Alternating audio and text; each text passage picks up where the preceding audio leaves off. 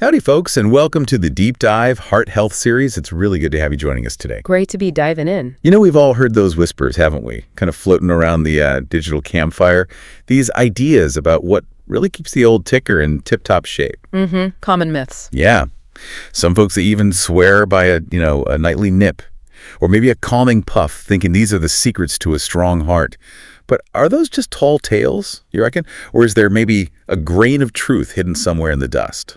It's a perfectly normal question to ask, and, well, you've hit on a core challenge, haven't you? Trying to separate that enduring folklore from the actual hard science, especially with personal health habits. Right? It gets confusing. It really does. It's often a complex landscape, and frankly, the truth can sometimes be, well, less comforting than those familiar stories might suggest. Yeah, I bet. So today you're doing a deep dive into our sources. We want to unpack the real truth about two major players in heart health. Tobacco and alcohol. That's right. And our mission here, folks, is to cut through all that noise. We're going to distill the most important insights from, well, a whole stack of articles and research and give you practical takeaways you can actually use right now. Yeah. We want you to feel genuinely informed, empowered, not just bogged down by a heap of information overload. Exactly. Make it useful. Think of this as getting really well informed, but with maybe a dash of surprising facts and just enough humor to keep you hooked. Sounds like a plan. So let's get straight to it. We'll start with a tough one. Tobacco. Okay, let's tackle it. Right. So when it comes to your heart, tobacco. Well, it isn't just a tough trail guide, is it? It feels more like a rattlesnake you didn't even know was in your boot. That's a potent image. Its presence, it might feel subtle at first, right? Maybe even give you that fleeting sense of calm. But its bite, wow, it carries a heavy venom that affects your entire system. And if we stick with that analogy for a second, what's truly startling, frightening even, is the sheer scale of that venom, globally speaking. Tobacco products, in all their forms, whether smoked, chewed, vaped, they have profoundly negative effects on human health. It's still the single greatest cause of preventable death worldwide. Preventable. That's the key word, isn't it? It absolutely is. We're talking about approximately 8 million lives lost every single year. 8 million. And that chilling number isn't just for the folks using tobacco directly. It includes over 1.3 million non-smokers who die simply because of secondhand smoke exposure. Wow. 8 million lives. That's just a staggering figure. It really drives home that this isn't just a personal choice with only personal consequences, is it? It's a massive global public health crisis. It absolutely is. And consider this.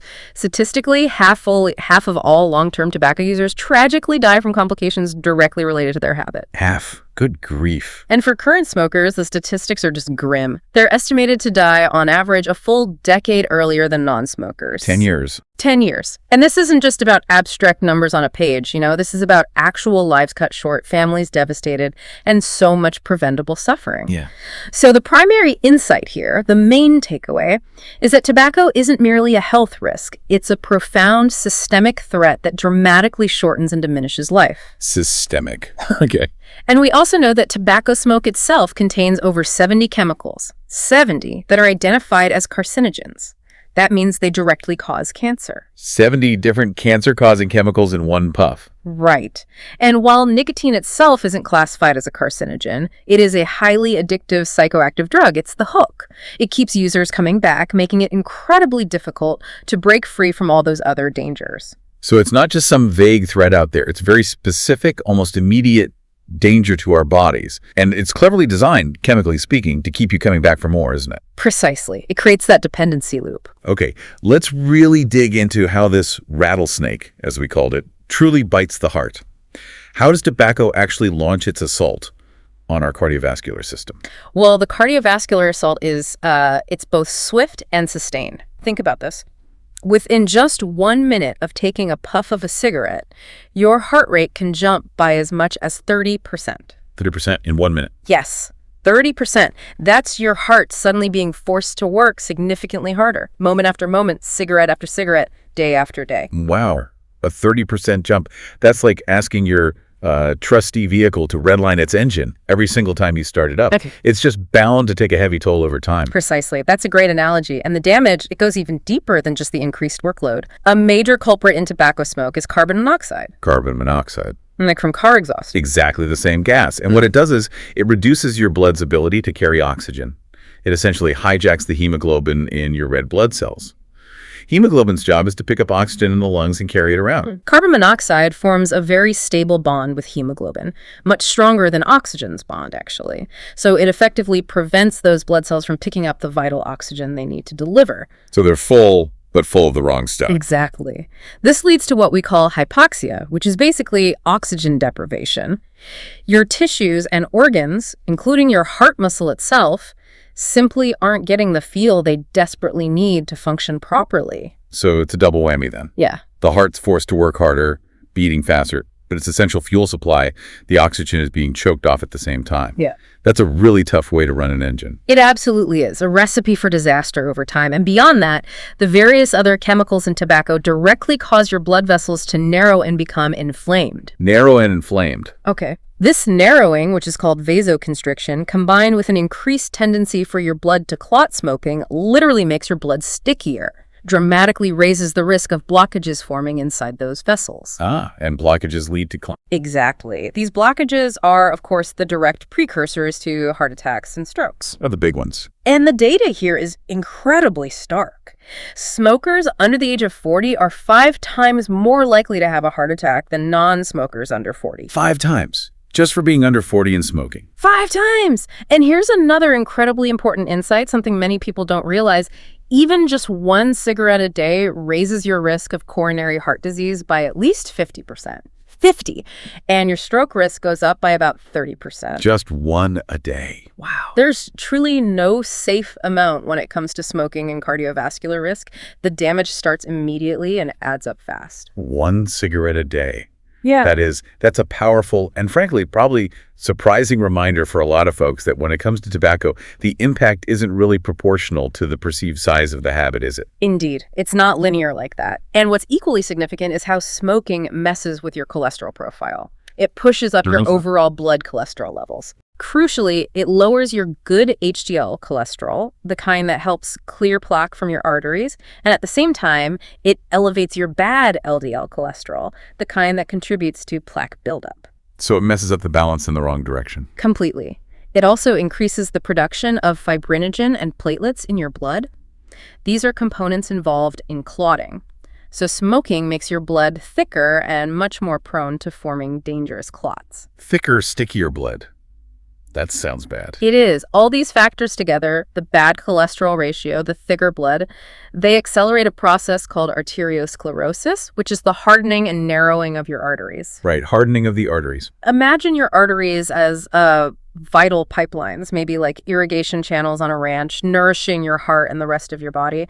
Smoking effectively clogs and restricts these pipelines, leading to a critical shortage of life-giving blood flow right where it's needed most, especially in the heart itself. That imagery, the clogged irrigation channels, that really clarifies the mechanism you're describing. The heart needs that clear, steady flow, and tobacco just gunks it all up, doesn't it? Exactly. It also significantly increases blood pressure, putting constant strain on the heart and vessel walls, and it weakens those blood vessel walls over time, making them more prone to damage or rupture. Weakens the walls, too. Yes. And there's even research showing that cigarette smoke can directly influence cell division within the cardiac muscle itself and literally change the heart's shape over time, making it less efficient as a pump. It can change the shape of your heart. It can contribute to changes in heart structure, yes. All of this leads to a substantially higher risk for conditions like pneumonia because the lungs are compromised and chronic obstructive pulmonary disease, or COPD. That includes emphysema and chronic bronchitis, right? Correct. And also peripheral arterial disease, which is poor circulation in the legs and feet due to blocked arteries there. It's even linked to rarer conditions like Buerger's disease, which causes painful inflammation and clotting specifically in the arteries and veins of the hands and feet. Ooh, that's quite the barrage on the heart and the whole circulatory system. Yeah.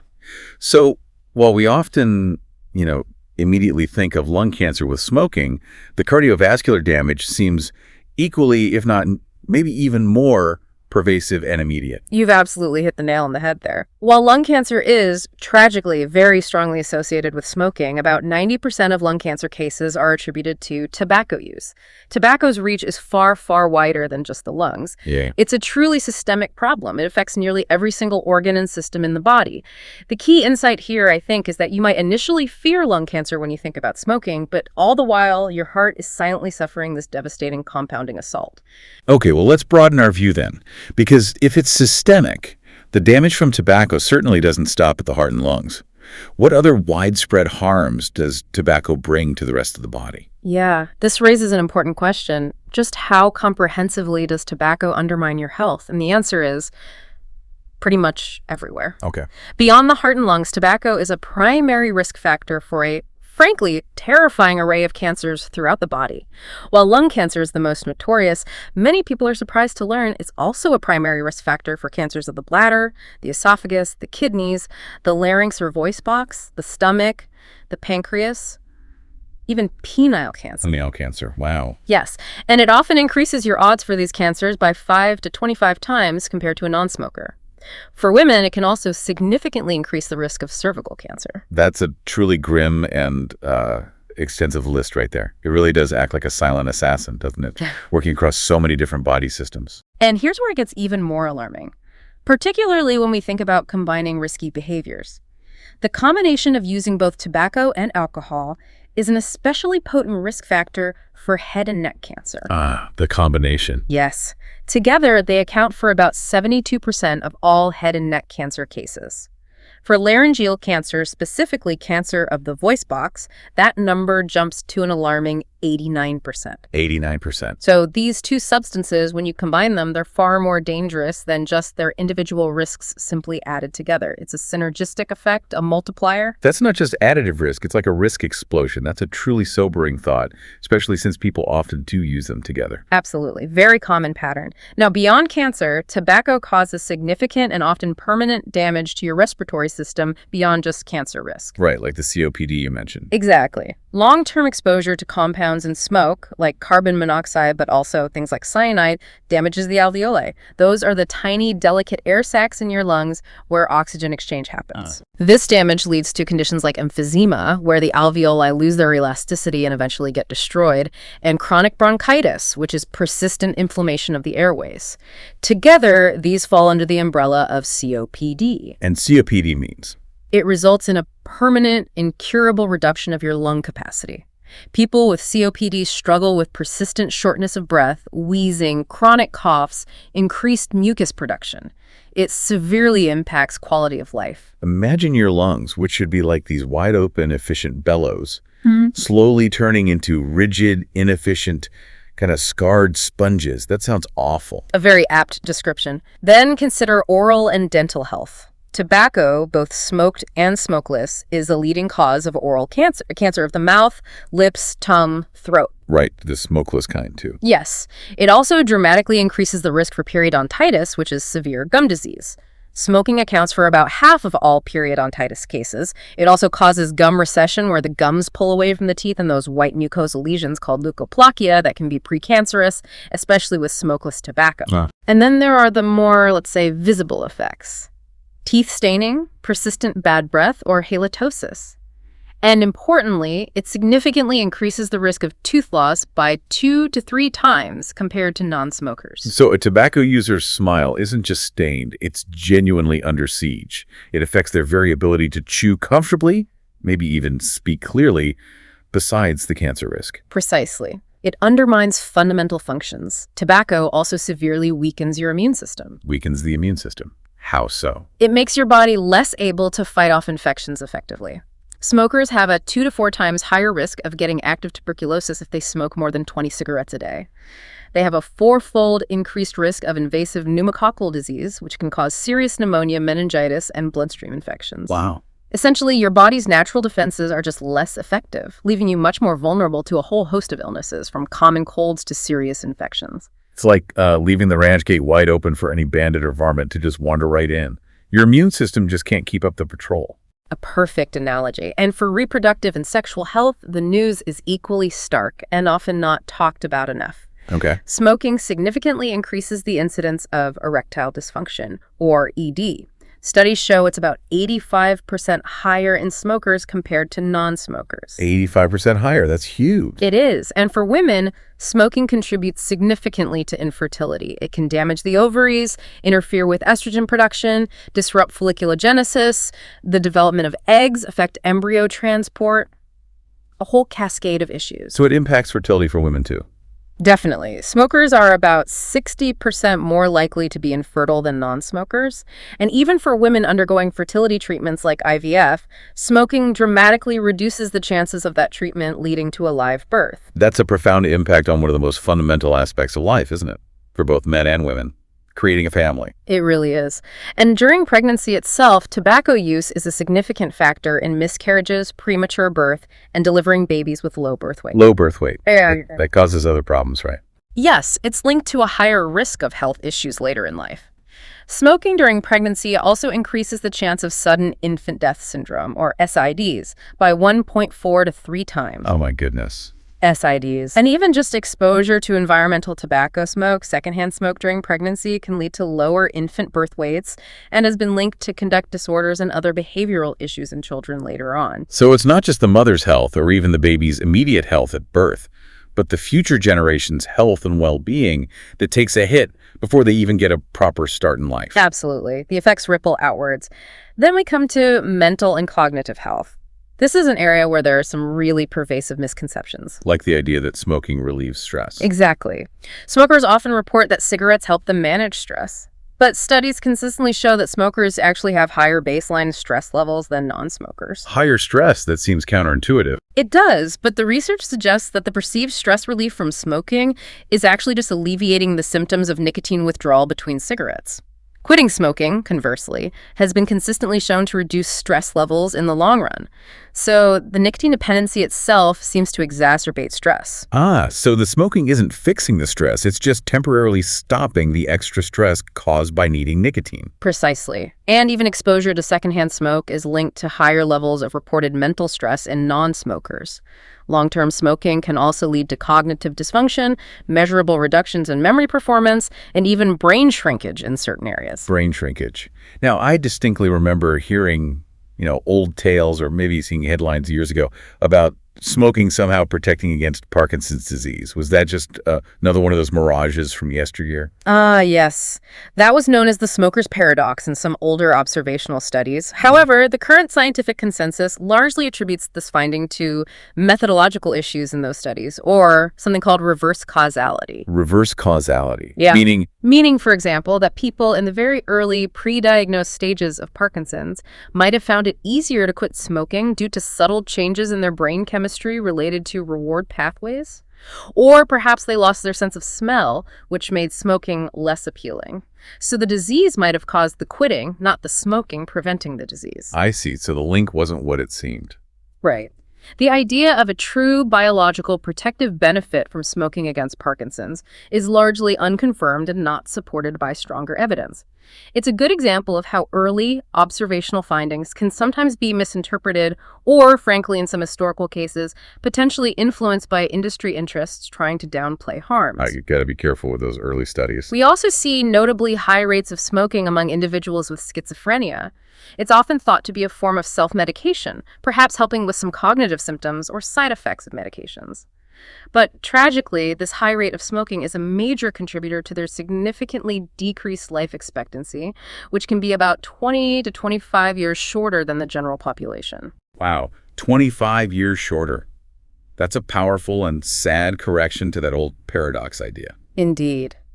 And the list of other harms, unfortunately, continues. Smoking increases the risk of developing chronic kidney disease and accelerates the progression of kidney damage in people who already have diabetes. That's called diabetic nephropathy. Kidneys, too. Yes. Increases the severity of influenza if you get it. It's responsible for about 10% of global fire deaths due to cigarettes not being properly extinguished. Smokers are also at an increased risk of injury-related deaths, including motor vehicle crashes, possibly due to distraction or other factors. Huh. Never thought about the fire risk or accident risk. They're also 30 to 40% more likely to develop type 2 diabetes. And they experience significantly slower wound healing after surgery or injury, along with a higher risk of bone fractures, particularly hip fractures. Slower healing and weaker bones. That is an exhaustive and frankly quite alarming list of woes. It seems tobacco truly takes a toll on the whole entire body, doesn't it? Leaving almost no system untouched. That's the reality of it. But okay, what about those newer gadgets then? The e-cigarettes, the vapes. Are they maybe a safer saddle to ride, or are they just a new kind of bucking bronco for your health, especially your heart? That's a really crucial question, isn't it? Especially with the explosion in popularity of e-cigarettes, vape pens, e-cigars, all those devices over the last, say, decade or so. Yeah, they're everywhere now. These electronic nicotine delivery systems, or NES as they're sometimes called, deliver nicotine as an aerosol rather than through burning tobacco and creating smoke. And they've often been marketed, sometimes quite aggressively, as a safer alternative to traditional cigarettes. Right, that's the pitch. Same satisfaction, less harm. But as you ask, is it really a safer saddle, or is it more like a misty mirage? Something that promises relief but maybe hides some unseen dangers, especially for the heart. A misty mirage. Yeah. Yeah, that feels like a fitting analogy. So they seem less harmful on the surface, maybe less smelly, but the science is starting to tell a different story for our hearts. Precisely. There's a growing body of robust research now pointing to some significant concerns. One of the largest prospective studies done recently, involving over 175,000 participants from a major U.S. research program called All of Us. Okay, 175,000 people, that's a big study. It is, and it found that people who use e-cigarettes are significantly more likely to develop heart failure compared to people who never use them. Heart failure from vaping. Yes. Heart failure, remember, is that serious condition where the heart muscle is either too stiff or too weak to pump blood effectively around the body. It leads to symptoms like fatigue, shortness of breath, swelling. Right, debilitating stuff. Very much so. And this study found that e-cigarette users were 19% more likely to develop heart failure compared to non-users. 19% higher risk. And importantly, this increased risk remained true even after the researchers meticulously accounted for other known risk factors like age, sex, race, history of diabetes, high blood pressure, high cholesterol, and importantly, even past or current use of other substances, including traditional cigarettes and alcohol. So they really tried to isolate the effect of the e-cigarettes themselves. Exactly. They used statistical methods to control for those other factors. And what's particularly insightful, perhaps, is that this increased risk was statistically significant for a specific type of heart failure. Oh, there are different types. Yes.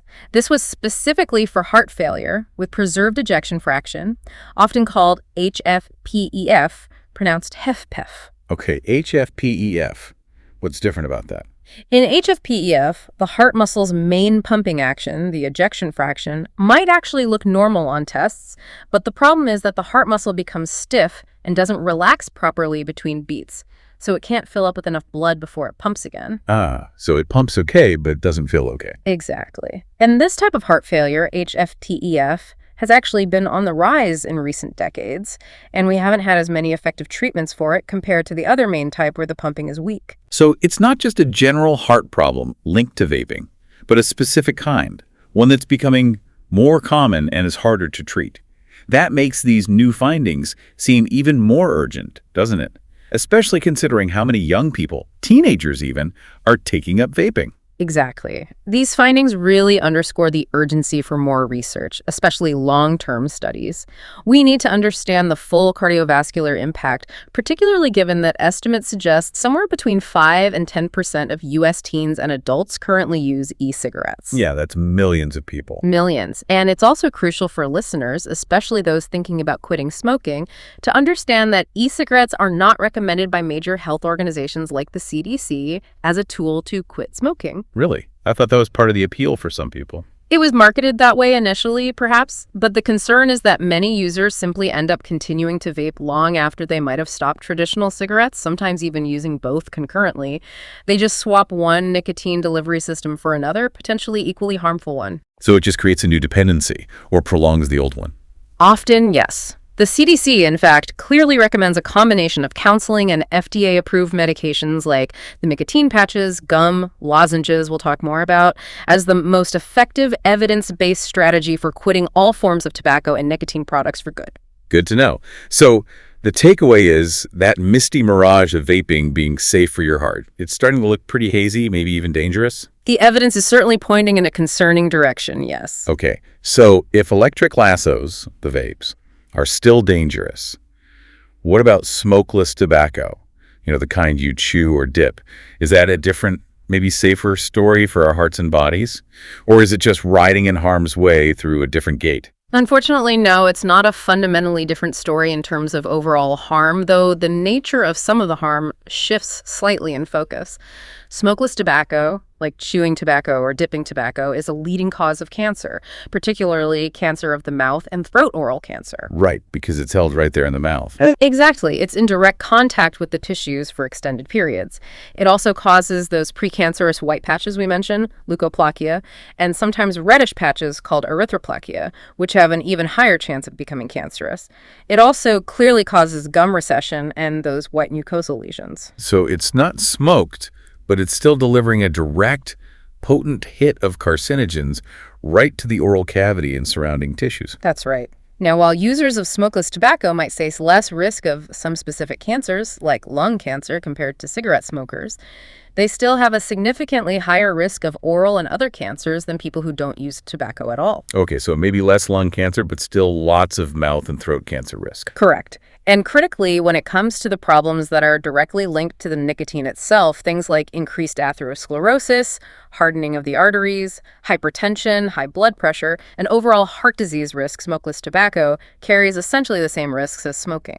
Ah, so the nicotine hit to the cardiovascular system is just as bad. Pretty much, yes. The nicotine gets absorbed readily through the mouth lining, so it's still riding in harm's way, just delivering the nicotine and other toxins through a different route. Okay.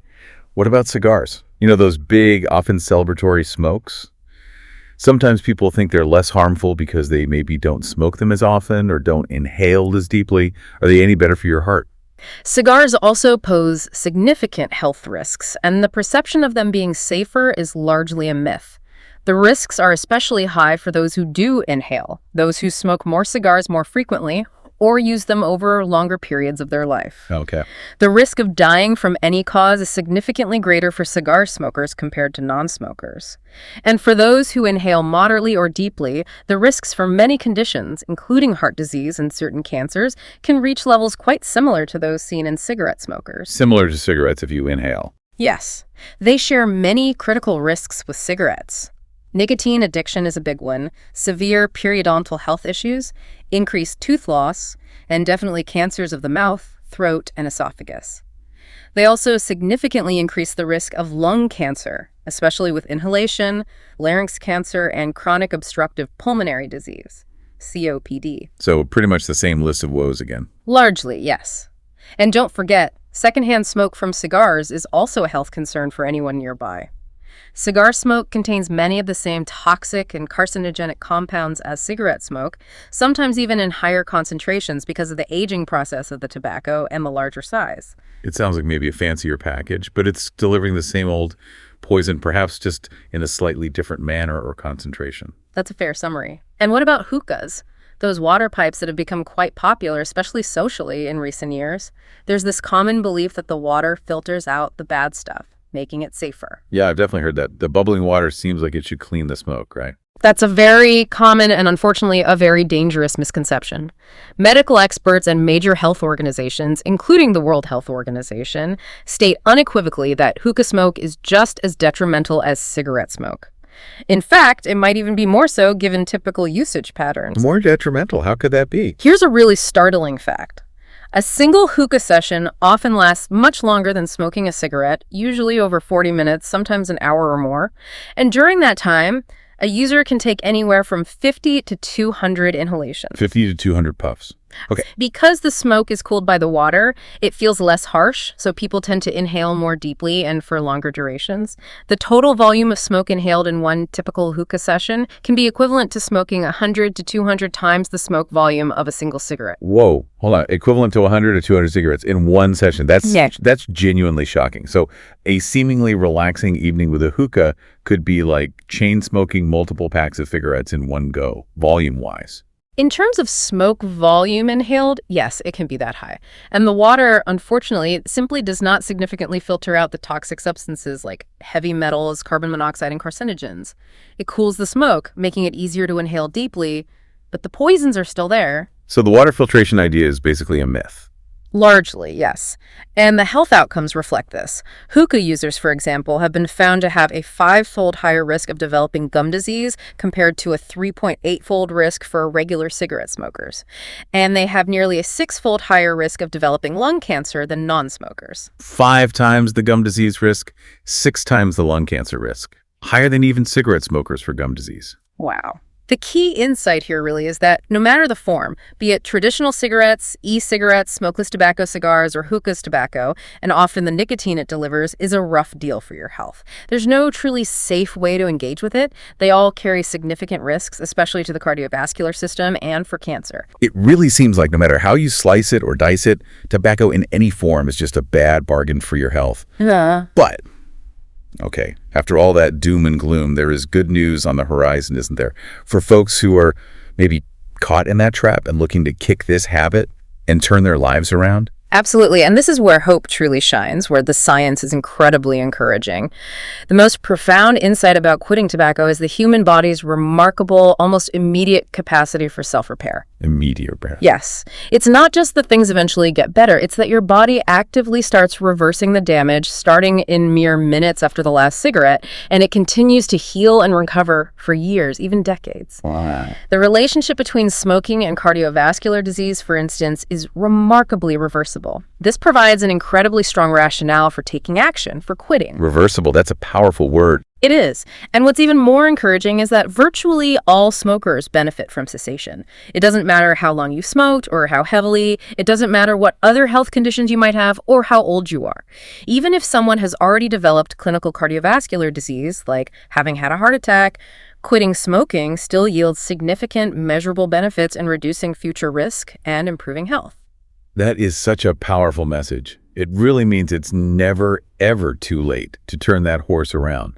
No matter how far down that rough trail you feel you've ridden, your body is ready and waiting to start healing. Indeed. It has an amazing capacity to recover, if given the chance. And from a broader societal perspective, tobacco cessation programs are incredibly cost-effective. Helping people quit smoking compares very favorably economically with the costs of managing other major cardiovascular risk factors like high blood pressure or high cholesterol. So it's good for the individual and good for the healthcare system's bottom line. Absolutely. Now, for individuals looking to quit, the evidence consistently shows that the most effective strategy for achieving long-term, sustained abstinence involves combining 2 approaches: pharmacotherapy and behavioral support. Pharmacotherapy, that's the medication part, right? Correct. Medications like nicotine replacement therapy, NRT, or prescription drugs like bupropion or varenicline, these medications help manage the often very uncomfortable physical symptoms of nicotine withdrawal, like cravings and irritability. Okay, they ease the physical side. Right. And then behavioral or psychosocial interventions, things like counseling, support groups, quit lines, apps, they help people build new coping skills, change habits associated with smoking, and manage the psychological aspects of quitting. Combining these 2 gives people the best shot at success. So it's not just about gritting your teeth and using raw willpower, although that's involved. There's real science and structured support available to actually help you through the process. That feels much more empowering, doesn't it? Exactly. Successful treatment is often best managed by a collaborative team approach involving, say, physicians, nurses, pharmacists, psychologists, certified tobacco treatment specialists, all working together and, importantly, tailoring the quit plan to the individual patient's preferences and needs. A team effort. I like that. When it comes to the medications, specifically nicotine replacement therapy or NRT, we have several safe and effective FDA-approved options available over the counter or by prescription. Like the patch. Exactly. The nicotine patch is often the easiest to use for many people because it provides a steady, controlled level of nicotine throughout the day, helping to prevent those big peaks and troughs of withdrawal. You can typically start using it either before your quit date or on the quit date itself. Any tips for using the patch? One common side effect can be skin irritation where the patch is applied, so rotating the site helps. Also, some people experience insomnia or vivid dreams. If that happens, you can usually just remove the patch at bedtime. And for managing those really strong, sudden cravings that can still break through. Yeah, those tricky moments. The patch can actually be combined with a faster-acting form of NRT, like nicotine gum or lozenges, for an extra boost just when you need it. Using combination therapy often improves quit rates. Oh, okay. I've heard about those lozenges too. Are there any special tips for using them effectively? Yes. Nicotine lozenges, which come in different strengths like 4 milligrams and 2 milligrams, depending on how soon you usually smoke after waking up, require a bit of careful instruction for best results. Okay. It's important not to eat or drink anything for about 15 minutes before using the lozenge, and also not while it's dissolving in your mouth. Food and drinks, especially acidic ones, can interfere with the nicotine absorption through the mouth lining. You let it dissolve slowly, moving it around occasionally. Usually takes 20-30 minutes. Got it. No coffee right before or with the lozenge. How long should people plan to use these NRTs? These NRTs are generally recommended for a course of at least 3 months. Often, use is extended to 6 months or even longer in some cases to really help prevent relapse, especially during stressful times or when old triggers pop up. The longer you use them as directed, the better your chances of consolidating those non-smoking habits and staying quit for good. That makes sense. Give your body and brain plenty of time to adjust to a new way of living, nicotine-free. Now, let's talk about that comeback story for your body again, that healing timeline. It's so motivating. Can you walk us through that again? What does it look like when you actually quit? Absolutely. This is truly the joyful, motivating part of the story, the body's incredible resilience. It begins healing almost immediately. After just 20 minutes, your heart rate, which was likely elevated from the nicotine, starts to drop back towards normal. Your blood pressure might begin to decrease slightly too. It's like the first sigh of relief after a long chase. 20 minutes. That's fast. It is. After 12 hours, the level of carbon monoxide in your blood drops significantly, returning to normal levels. This means your blood can start carrying more oxygen again. The air clears, metaphorically speaking, and you can breathe deeper. After 1 day, 24 hours, your risk of having a heart attack already begins to decrease. Your blood pressure continues to drop, making physical activity feel a bit easier. It's truly the sunrise on a healthier day for your heart. Just 1 day makes a difference in heart attack risk. Wow. Yes. After 2 days, nerve endings that might have been damaged by smoking start to regenerate. This often leads to a noticeable improvement in your sense of smell and taste. Food starts tasting better. You can start enjoying the aroma of fresh coffee or a good stew again. Ah, the simple pleasures return. They do. After 3 days, the nicotine is typically completely out of your system by now. Withdrawal symptoms might peak around this time, but physiologically, your bronchial tubes, the airways in your lungs, begin to relax, making breathing feel easier. Many people report having more energy overall, more pep in your step. After 2 weeks to 3 months, this is a period of significant improvement. Your circulation continues to get better, your lung function begins to improve measurably. Your blood flows more like that clear mountain stream we talked about. You'll likely notice much less coughing and shortness of breath. Feeling noticeably better. Definitely.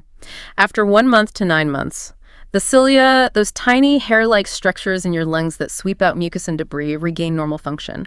This increases your lungs' ability to handle mucus, clean themselves, and reduces your risk of infections. Coughing, sinus congestion, fatigue, shortness of breath all continue to decrease. Some studies show lung function can increase by up to 10% in this period. Your lungs are really cleaning house. After 1 year, this is a major, major milestone for your heart. Your excess risk of coronary heart disease becomes half that of someone who continues to smoke. Imagine cutting that risk in half in just 1 year. It's half the risk in 1 year. That's incredible progress. It truly is. After 5 years, your risk of having a stroke reduces to that of a non-smoker. Your risk of developing several types of cancer, including cancer of the mouth, throat, esophagus, and bladder, is cut in half. For women, the risk of cervical cancer also falls to that of a non-smoker after 10 years. Your risk of dying from lung cancer is now about half that of a person who is still smoking. Your risk of cancer of the larynx, voice box, and pancreas also decreases significantly. Lung cancer risk cut in half. Yes. And finally, after 15 years, your risk of coronary heart disease drops down to become close to that of someone who has never smoked in their life. Your risk of pancreatic cancer has also declined to nearly the same as a non-smoker's. You're almost back to being a born non-smoker in terms of your heart health and some cancer risks. 15 years to get back to almost baseline for heart disease. That is just an incredible healing timeline.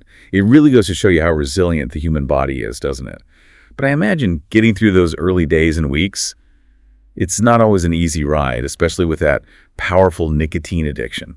What about managing the withdrawal symptoms? You're right. It's important to acknowledge that quitting, especially in the beginning, isn't always easy. But it's entirely manageable, especially with the right support and strategies. Nicotine withdrawal symptoms are real, and they can be uncomfortable. Like what, typically? Common ones include strong cravings for nicotine, irritability or feeling on edge, restlessness, difficulty concentrating, trouble sleeping, increased hunger or appetite leading to weight gain concerns, and sometimes feelings of sadness, anxiety, or depression. Okay, that sounds tough. It can be, but the key insight here is that these symptoms are temporary. They are signs that your body is healing and adjusting to life without nicotine. They are not harmful in themselves, and they will fade over time, usually peaking in the first few days to a week and gradually diminishing over several weeks. So understanding they're temporary is crucial for staying on track. Absolutely. Knowing what to expect helps you prepare and not get discouraged. And this is where the behavioral support and medications really help. They make these symptoms less intense and easier to cope with. We also often talk about stages of quitting. Yeah, like the trans-theoretical model. It recognizes stages like contemplation, thinking about quitting, preparation, planning to quit soon, action, actively quitting, and maintenance, staying quit.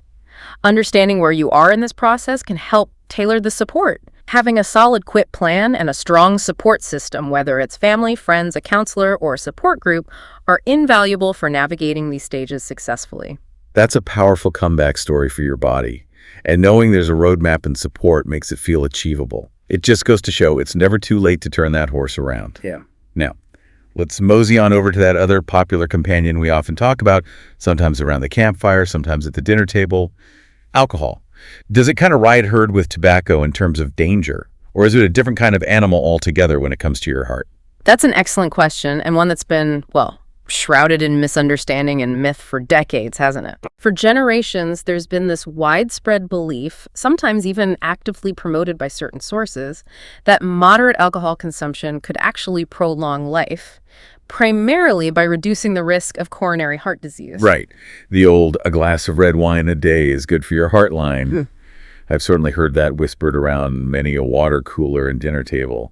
It almost feels ingrained in our cultural understanding of health sometimes. It really does. People would hear about it being heart healthy. But as you ask, is that a true blue fact, or was it maybe more of a mirage on the horizon, one that's now dissolving pretty rapidly under closer scientific scrutiny? Okay, so scrutiny is increasing. What's the insight now? What's truly insightful here is the direct challenge, the pushback against this common message from major global health organizations. The World Heart Federation, for example, put out a policy brief stating very clearly that their assessment of the evidence shows alcohol is not good for the heart. Not good for the heart, full stop. That's their stance based on the current evidence. And recent, more robust research, using better methodologies, suggests that the risks associated with even moderate drinking now appear to outweigh any potential, often questionable, advantages. This represents a significant reversal in scientific understanding and public health messaging compared to, say, 20 or 30 years ago. A reversal. So that heart-healthy drink really was a bit of a mirage after all. How did we, or maybe the science, get it so wrong for so long? What changed in our understanding? That's a really important question. A lot of the previous evidence that promoted alcohol's supposed benefits was based primarily on observational studies. Okay, just watching groups of people. Right. And these studies often had a significant methodological flaw. They frequently grouped all non-drinkers together. This group included people who never drank, but also people who had quit drinking, perhaps because they already had health problems or were recovering alcoholics. So the non-drinker group wasn't necessarily a healthy baseline group. Exactly. By comparing moderate drinkers to this mixed group of non-drinker squitters, the moderate drinkers could falsely appear healthier simply by comparison. It wasn't a fair comparison from the start, like comparing apples to apples that might already have a few bruises, as you said earlier. Right, that makes sense. Skews the results. It can. These older studies were also predominantly conducted in older populations, generally people over 55, and often in primarily Caucasian populations in Western countries. This means the findings weren't necessarily universally applicable to younger people or different ethnic groups with different drinking patterns or genetic factors. Okay, limited scope. And here's where the ethical dimension sometimes comes into play, unfortunately. Alarmingly, it came to light that some of the studies, and certainly some of the messaging promoting these positive effects, were found to have funding ties to the alcohol industry itself. Oh boy, not again. It mirrors patterns of industry influence we've seen in other areas, like with tobacco, raising serious questions about research impartiality and which messages get amplified to the public. That sounds like a very familiar pattern, where the money flows, sometimes the truth can get a little murky, or at least selectively presented. It's really important to be aware of how research is funded, isn't it? Critically important for interpreting findings. And crucially, to date, no large-scale, long-term, randomized controlled trials, which are the gold standard for establishing cause and effect in science, have ever confirmed any net health benefits from drinking alcohol. No RCT showing benefit. That's telling. It is. Furthermore, alcohol use is often associated with other unhealthy behaviors that are also risk factors for heart disease, like smoking or a poor diet, which can further confound the results of observational studies.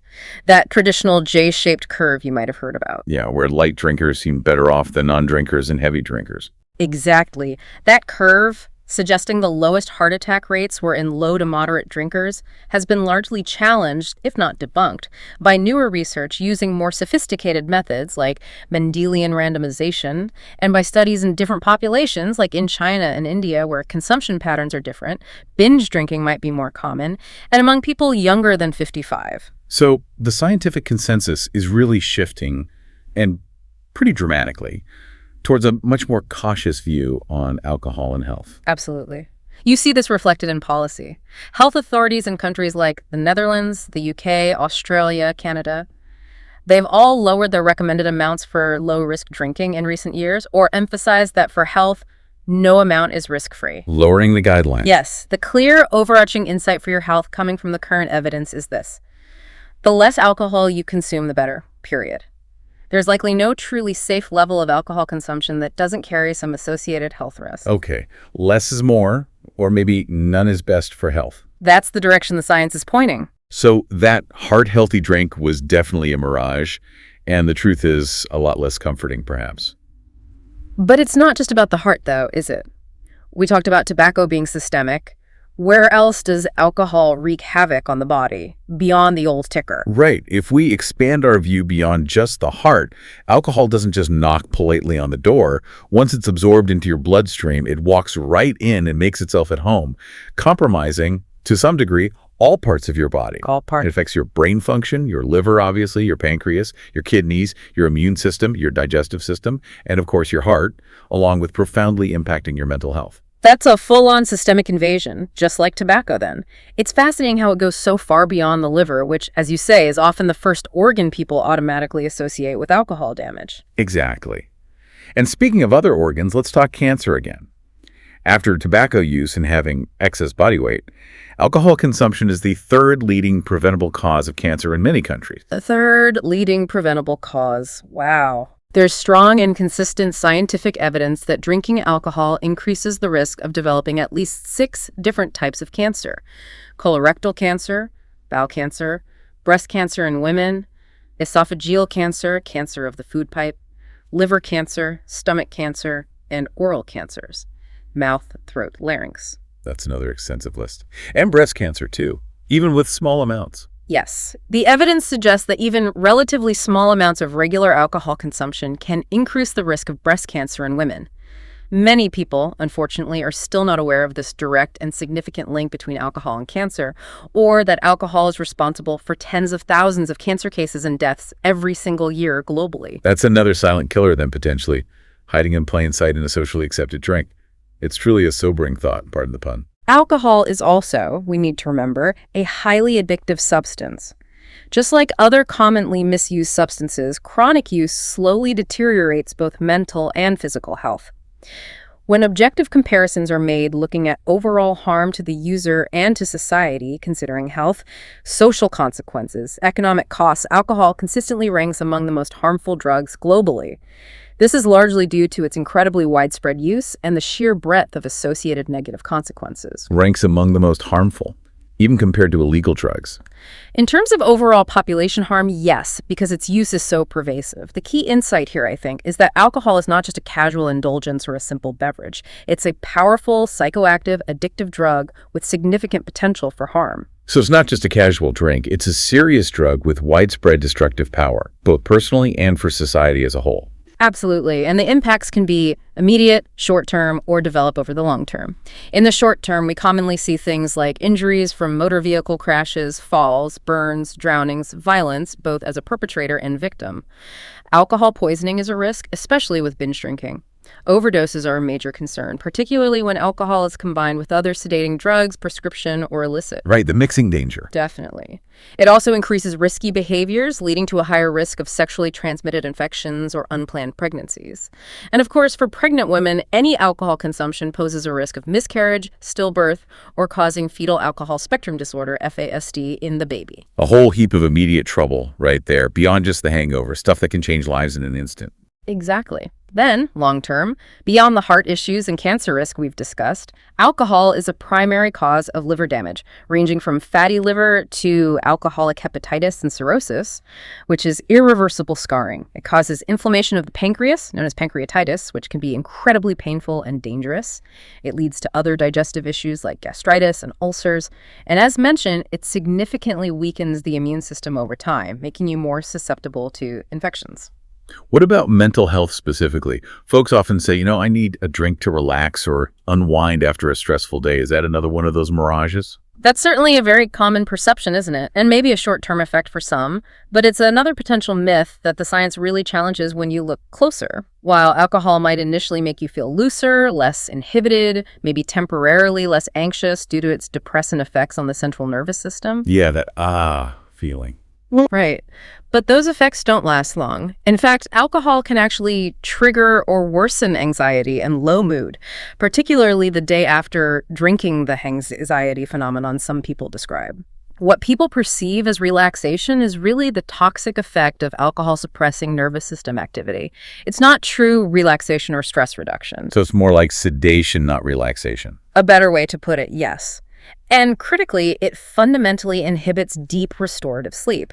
It might help you fall asleep faster initially, but it disrupts the natural sleep cycles, especially suppressing REM sleep, which is crucial for feeling truly rested, for memory consolidation, and for emotional regulation. So that's why you can sleep for 8 hours after drinking, but still wake up feeling exhausted and fuzzy. Exactly. Poor sleep quality. And chronic heavy alcohol use is also strongly associated with the development or worsening of psychiatric disorders, particularly mood disorders like depression and bipolar disorder and various anxiety disorders. It's often a complex two-way street with substance use and mental health issues influencing each other. So it's like borrowing from tomorrow's peace and quiet for today's temporary, maybe artificial, calm, only to pay it back with interest in the form of anxiety and fatigue, and then some. That's a really tough trade-off when you think about it. A very insightful way to put it. That captures the cycle well. We also see increased susceptibility to serious infectious diseases. Heavy alcohol use, generally defined in studies as more than 40 grams of pure alcohol per day, which is roughly 3 to 4 standard drinks, causes about a 3-fold increase in the risk of developing active tuberculosis. Tuberculosis, wow. Yes, likely due to the weakened immune system.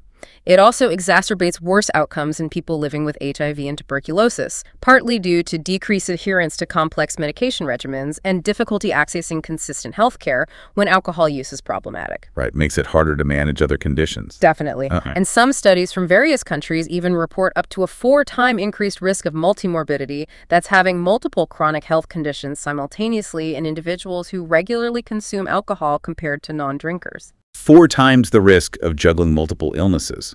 That's a heavy burden. It is.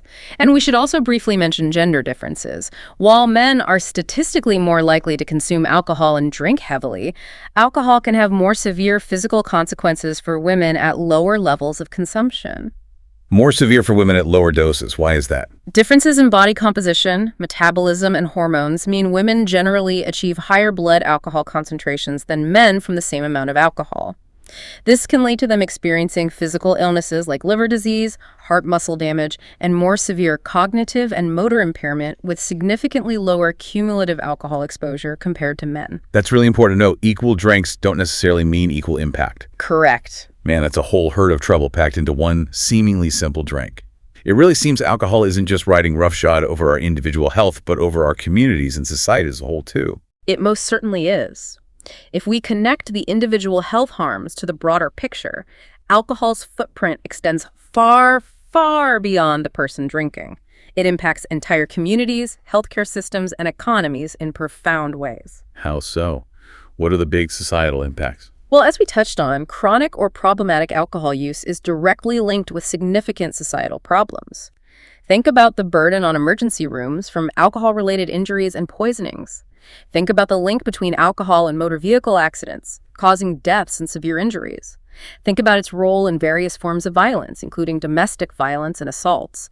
It contributes to familial discord, relationship breakdowns, job loss, homelessness, and places a considerable strain on a country's criminal justice system, from policing to courts to prisons. So it's not just breaking down a person's body, but potentially tearing at the very fabric of families and the safety of society itself. That's a profound thought. Precisely. And we also see clear evidence of intergenerational harm. Children who grow up in homes with parents suffering from alcohol addiction have been shown to have significantly higher rates of developing alcoholism or other substance use problems themselves later in life. Cycle of harm. Yes. It's a complex cycle involving genetic predispositions, learned behaviors, and the impact of trauma and instability, but the link is clear.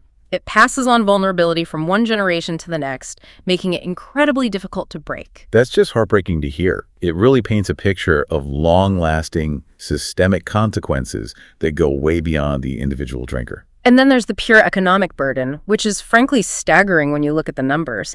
Economic estimates from various high and middle income countries consistently indicate that somewhere around 1% of their entire gross domestic product, or GDP, is spent annually on alcohol-associated costs. 1% of the whole economy. That's an enormous amount of money. What goes into that calculation? It includes direct healthcare costs for treating alcohol-related illnesses and injuries.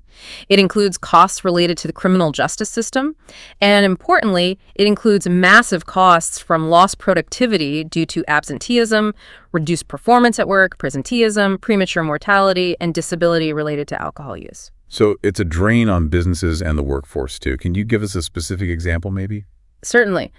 A study looking at India, a large middle-income country, estimated the direct and indirect economic costs resulting from alcohol-related conditions. Between 2011 and 2050, the projected total cost was an astounding $1.87 trillion US. 1.87 trillion. Trillion, yes. That amounts to roughly 1.45% of India's GDP every single year being lost or spent due to alcohol's consequences. This encompasses the healthcare expenses, out-of-pocket costs that individuals and families bear, and those monumental productivity losses across the entire workforce. That is just a colossal sum. It's truly a massive drain on national resources, money that could potentially be invested in education, infrastructure, so many other vital areas for development. Exactly. And globally, the impact is immense. As mentioned, in 2019 alone, nearly 2.4 million deaths worldwide were attributed directly to alcohol. That accounted for 4.3% of all global deaths that year. 4% of everyone who died. Yes. And in terms of healthy life lost, over 92 million disability-adjusted life years, or dailies, that's a standard measure, combining years of life lost due to premature death, and years lived with disability were lost globally due to alcohol in that same year, 2019. 92 million years of healthy life lost every year. It's a staggering toll. And what's particularly concerning from an equity perspective is that this burden disproportionately affects individuals with lower socioeconomic status, and it hits lower and middle-income countries harder than high-income countries, often exacerbating existing inequalities and creating a vicious cycle of disadvantage. So those who can least afford the costs, both health-wise and financially, are often the ones hit the hardest. That's a really critical point to consider when we think about solutions. Exactly. And just to underscore its broad impact, alcohol use has been shown to adversely affect progress on 14 out of the 17 United Nations Sustainable Development Goals, SDGs, and 54 of their specific targets. This highlights its pervasive role as a significant obstacle to global health and development efforts across the board. Wow. That's a hefty price to pay for a drink, isn't it? Both personally and for our communities, our economies, our global goals. So, okay, given all that, what's the wise person's advice? What's the sensible approach when it comes to alcohol, especially thinking about our heart health, but also everything else? How do we tame this tide? This raises the crucial question. What tangible steps can individuals take, and what can governments and societies do? For individuals, the recommendations coming from health organizations, based on the latest evidence, are becoming quite clear and consistent. They can be broadly summarized. Okay, lay it on us. Who needs to hear what specific advice? Right. First, for people who are already living with cardiovascular diseases like hypertension, atrial fibrillation, cardiomyopathy, or other significant chronic illnesses like liver disease or certain cancers, the recommendation is clear. Abstinence is strongly recommended. Complete abstinence, no wiggle room there. For optimal health outcomes in these groups, yes. Alcohol demonstrably increases the risk for worsening hypertensive heart disease, cardiomyopathy, atrial fibrillation, and flutter, strokes, and as we've discussed, many other infectious and non-infectious diseases. The core insight here is that for those with existing health vulnerabilities, alcohol isn't just a potential risk.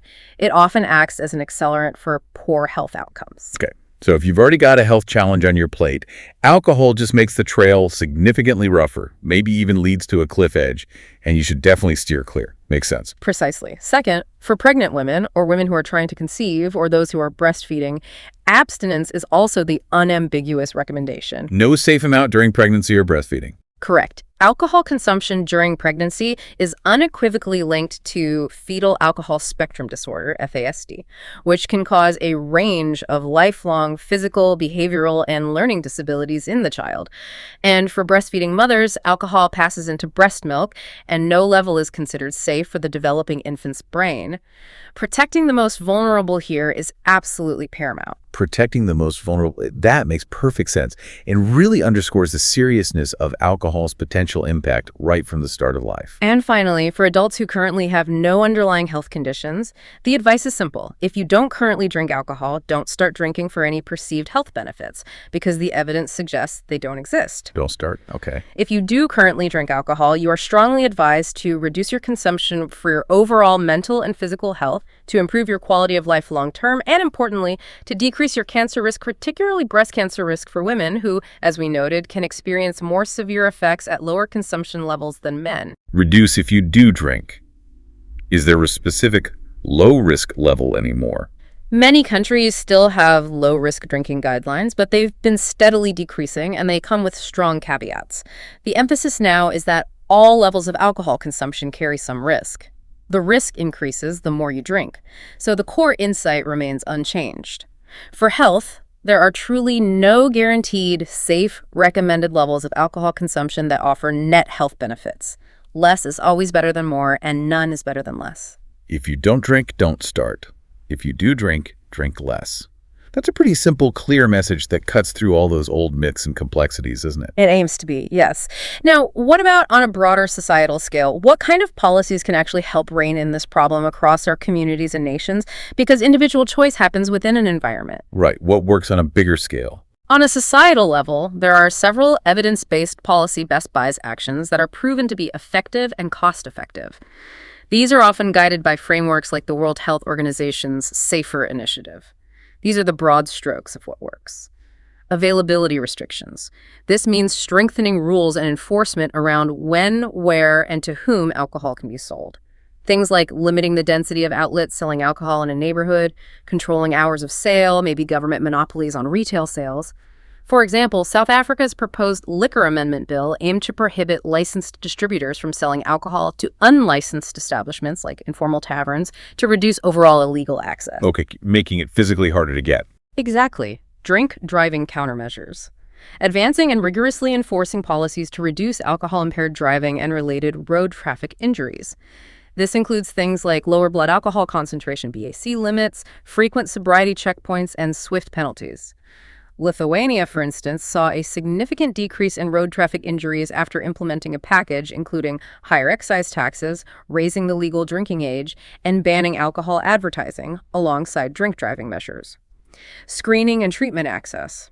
Making it easier for people to access screening for risky alcohol use, receive brief interventions from healthcare providers, and get treatment for alcohol use disorder if needed. Russia, for example, has integrated narcology specialists into primary healthcare settings and emphasizes patient anonymity to try and encourage people to seek help without stigma. South Africa has piloted screening and brief interventions for TB patients, recognizing the link. So identifying problems early and offering help. Yes. Advertising bans and restrictions. Enforcing comprehensive restrictions or outright bans on alcohol advertising, sponsorship, like at sporting events, and promotion, especially targeting youth. France's loi even is a classic example, severely restricting where and how alcohol can be advertised. Finland has banned alcohol promotion on social media platforms. The goal is to reduce exposure, especially young people, and limit the industry's influence in normalizing or glamorizing drinking. Countering the marketing push. Exactly. Price increases. This is consistently found to be one of the most effective measures. Raising prices through excise taxes based on alcohol content, volumetric taxes, and potentially setting minimum unit prices. When alcohol becomes less affordable, consumption tends to decrease, especially among heavier drinkers and young people. South Africa's shift towards volumetric taxes is an example aimed at this. Hitting the wallet often works. Evidence suggests it does. Minimum legal drinking age, MLDA. Establishing and, crucially, rigorously enforcing a uniform minimum legal drinking age. In the USA, the nationwide increase of the MLEO to 21 back in the 1980s is credited with significantly reducing alcohol-related traffic fatalities and also suicide rates among 18-20-year-olds, by some estimates around 17%. Health warnings, mandating clear, prominent health warnings on alcohol product labels similar to tobacco warnings. The Eurasian Economic Union, for instance, now mandates specific health information and a recommendatory message about the dangers of alcohol abuse on all alcoholic beverage labels to try and increase public awareness of the risks. Those sound like pretty common sense policies, backed by evidence that could really make a difference if implemented consistently, impacting public health on a grand scale. Do we have any really strong, real-world examples of these policies working together effectively? Yes, Russia actually provides a very strong, compelling case study of policy impact in recent history. After the dissolution of the Soviet Union in the 1990s, alcohol regulations were liberalized and consumption surged dramatically, leading to extremely high mortality rates, particularly among working-age men. Life expectancy plummeted. A real public health crisis. A massive one. But starting in the mid-2000s, the Russian government implemented a comprehensive suite of stricter alcohol control policies. This included significant increases in excise taxes, setting minimum prices for vodka and other spirits, stricter penalties for drinking and driving, restrictions on sales times and locations, like banning nighttime sales, and curbs on advertising. So, a multi-pronged approach. What happened? The results were dramatic. Between 2003 and 2016, officially recorded alcohol consumption fell by an impressive 43%. And this was accompanied by significant reductions in alcohol dependence diagnoses, alcohol-related poisonings, and broader social harms like suicide rates, homicide rates, and death from motor vehicle accidents. Life expectancy started to rebound significantly. 43% drop in consumption. That's huge. It powerfully demonstrates that concerted, evidence-based policy efforts, even in a country with historically high consumption levels, can have a profound positive impact on a nation's health and well-being. That's a really clear path forward then, isn't it? Both for us as individuals making choices and for our communities and governments implementing smart policies. It's all about making informed choices for our hearts, our health, and our whole collective ranch, you might say. Well put. Now, let's bring these two big topics, tobacco and alcohol, together for the big showdown. We've looked at them individually. But which one's the bigger varmint? Which one wins the worst for your health prize, if we have to pick? All right, the moment of truth, perhaps. We've ridden through the rough terrain of tobacco's impact, and we've navigated the often murky waters of alcohol's effects. Now, if we had to stand them side by side and pick the single biggest overall threat, particularly to heart health, but also to general well-being, which one truly takes the unwelcome crown? This feels like where we need to lay it all out, doesn't it? A head-to-head battle of harm. It feels like a tough call, maybe, because both clearly cause so much widespread trouble and contribute to so many different illnesses and premature deaths. You're absolutely right to say both are incredibly dangerous. They are both major, leading preventable risk factors for a multitude of health conditions, including many types of cancer and various forms of heart disease. And together, they are among the very top causes of premature death and disability worldwide. There's no minimizing the harm from either one. Okay, both are bad news. Very bad news. Very bad news. However, if we are forced to make a comparison based on the current overall weight of evidence regarding mortality and breadth of damage, the general consensus among public health experts is that smoking tobacco is generally worse for overall health than drinking alcohol. Smoking is worse. Okay, that's a pretty definitive statement, even acknowledging alcohol's dangers. How do the numbers or the types of damage stack up to give us that clearer, albeit grim, answer? Well, let's start with mortality, the sheer number of deaths. As we discussed, tobacco kills more than 8 million people globally each year. That includes that staggering 1.3 million non-smokers who died just from exposure to secondhand smoke. 8 million plus. Okay. In comparison, harmful use of alcohol was estimated to account for about 2.6 million deaths worldwide in 2019, according to recent WHO figures. So while 2.6 million is still a horrific number, the sheer scale of direct and indirect deaths attributable to tobacco is significantly tragically higher, over 3 times higher, based on those figures. Wow. That's a huge difference in the global body count, for lack of a better term. The mortality numbers alone paint a very clear picture of tobacco's wider reach in terms of killing people. Absolutely. Then let's consider cancer risk specifically.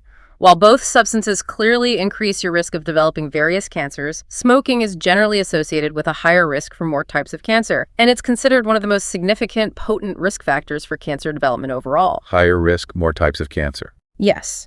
For a specific comparison that tries to put it in perspective, one study published in a major medical journal estimated the cigarette equivalent of alcohol in terms of cancer risk. They calculated that, for women, consuming just 1 bottle of wine per week was associated with an increase in lifetime cancer risk, similar to the increase associated with smoking 10 cigarettes per week. For men, 1 bottle was equivalent to about 5 cigarettes per week, mainly due to differences in the types of cancers linked to alcohol. That's a truly striking comparison. 1 bottle of wine per week potentially having the same cancer risk impact as smoking 5 or 10 cigarettes a week. That really puts things in a different, perhaps more immediate and relatable light for many people, doesn't it? It does attempt to quantify it in a relatable way, yes. And looking at the overall cancer burden in a country like the United States, smoking is estimated to be responsible for roughly 20% of all cancer cases and about 30% of all cancer deaths. It accounts for the vast majority, about 80% of lung cancer cases alone. 20% of all cancers, 30% of cancer deaths linked to smoking. Yes. In contrast, alcohol-related cancers, while still a serious problem, account for a smaller, though still significant percentage of the total cancer burden. Estimates suggest roughly 20,000 U.S. adults die from alcohol-related cancers each year. Again, a tragic number, but considerably lower than the hundreds of thousands linked to tobacco. Okay, so the core insight here seems to be that while alcohol is definitely a major carcinogen and health hazard, smoking just hits harder, faster, across more organ systems, and causes a larger proportion of deaths and diseases overall, making it the more potent immediate danger. Exactly. Smoking damages nearly every organ of the body, as we detailed, and its harmful effects start almost instantly with each puff, the rapid heart rate increase, the carbon monoxide flooding the system, the direct irritation and damage to airways. These effects compound dramatically over time. Alcohol also affects many systems, often through chronic exposure leading to organ damage, but the sheer volume and vast array of known carcinogens inhaled directly into the lungs and bloodstream with smoking, along with those immediate systemic cardiovascular and respiratory impacts, often make it a more potent and pervasively damaging threat. Got it.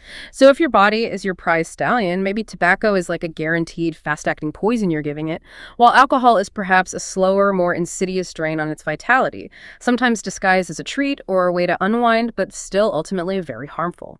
The direct, rapid, and widespread damage of smoking often eclipses alcohol's harm in population studies, despite alcohol's own very significant risks. That makes sense. Okay. So it's clear that while both can definitely lead you down a very rough and dangerous trail, smoking is probably the path with more immediate, widespread, and profound dangers overall. The best bet, really, for a long, healthy ride seems to be steering clear of both, or at the very least, cutting back as much as humanly possible. That's the safest conclusion, yes. Avoiding both is ideal for optimal health.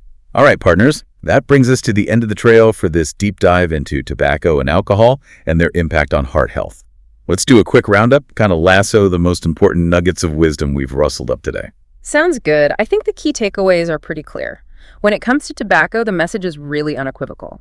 Quitting smoking or stopping any form of tobacco or nicotine use is the single best thing you can possibly do for your heart and your overall health. Full stop. The single best thing. Powerful. And the benefits, remember, they truly start in just 20 minutes after you quit, and your body just keeps on healing for years and years, with those significant health risks steadily decreasing over time. If you're thinking about quitting or trying again, remember that combining counseling or behavioral support with FDA-approved medications like nicotine patches, gum, or lozenges gives you the absolute best chance of success. And there's a whole team out there, doctors, pharmacists, counselors, quit lines, ready to help you on that journey. You don't have to do it alone. Great advice. Don't go it alone. And for alcohol? For alcohol, the science is now much clearer than it used to be. Less is truly more for your health. Despite all those old tales you might have heard, there's no reliable evidence for a safe level of alcohol consumption that actually benefits your heart or provides other net health gains. The risks tend to outweigh any potential minor benefits. Less is more. Got it. So, for optimal health, especially if you already have existing heart conditions, liver disease, certain cancers, or if you're pregnant or breastfeeding, abstinence, not drinking at all, is the key recommendation. For everyone else, actively reducing your intake is a powerful, proactive step towards a healthier future, reducing risks for heart problems, stroke, cancer, and improving your overall well-being. Excellent summaries. So, folks, don't just let these facts gather dust in the corner of your mind, partner. Take them to heart. Really think about them and maybe make a change for the better. Your health, your family, your future self. They'll definitely thank you for it. And maybe one final thought to leave you with. Remember, your heart is truly the engine of your life's journey. It powers everything you do. By truly understanding the impact of substances like tobacco and alcohol, and by making conscious choices to protect that engine, you're not just avoiding illness down the road. You're actively investing in every single sunrise, every laugh, every adventure yet to come. It's really about claiming a richer, fuller, longer life, one healthy beat at a time. That's beautifully put. Think of it this way, too. A good cowboy knows his land, knows the safe trails from the dangerous ones. And a wise person gets to know their own body, their own health. Knowing the real truth about tobacco and alcohol is like knowing where the hidden quicksand is and knowing where the clear, life-giving springs run. Choose the springs, folks. Choose the clear path. Choose the springs. I like that. That's all the time we have for this deep dive on heart health today. We sincerely hope you've enjoyed our little trail ride through these vital facts and maybe learned a thing or two. Be sure to saddle up and join us next time for another episode in our Heart Health series. We'll keep digging for more practical insights to help keep your ticker in top shape for the long haul. Until then, stay healthy, stay curious, and keep riding tall.